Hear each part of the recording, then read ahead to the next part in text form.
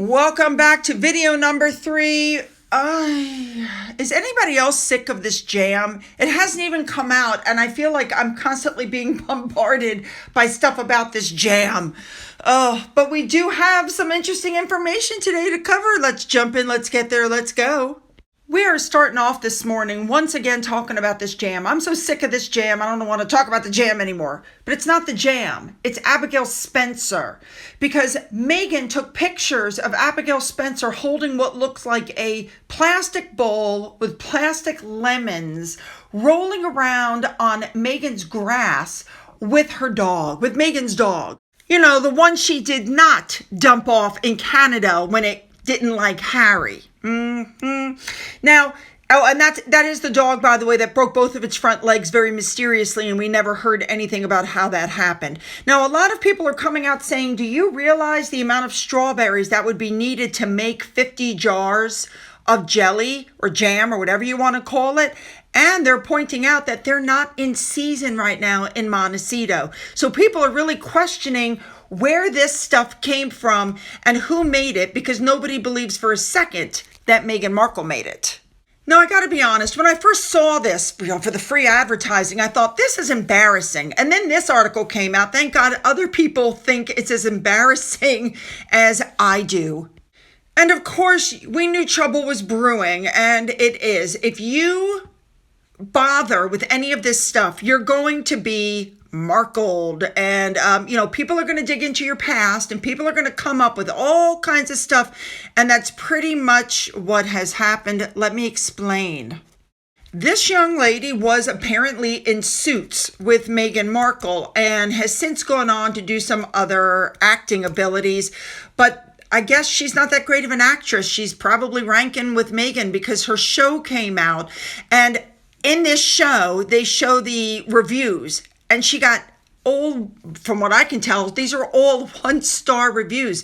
People don't like her. People don't like her acting. Or maybe it's that people found out about the other things she was involved in. That's right, ladies and gentlemen. I'm not going to put those pictures up, but you can imagine what kind of show this was. Now, people are talking about where Meghan is going to be cooking because, of course, she's not going to be cooking in her own kitchen. And everybody, I've already shown you guys the pictures of the house, but what you haven't seen is the pictures of the inside of the house that shows this kitchen. And quite frankly, I'm a little surprised. Meghan, in the house that she supposedly, and I'm air quoting, lives in, has this huge kitchen with multiple islands, and there's copper pots hanging, and there's this huge backsplash. And that is not what's going on in this house that they've rented.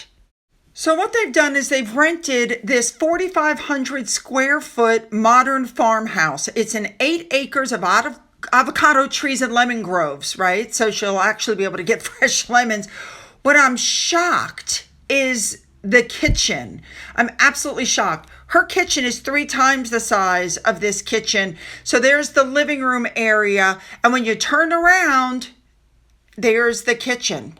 It is super tiny and small. Why she would want to cook there instead of in her own house? Of course, if you have people in the house, they might be able to look around and realize that something's off, like you don't really live there. I also think she's filming there because the smaller kitchen makes her seem more down to earth, So they've rented this 4,500 square foot house, and this is where she apparently is going to be cooking.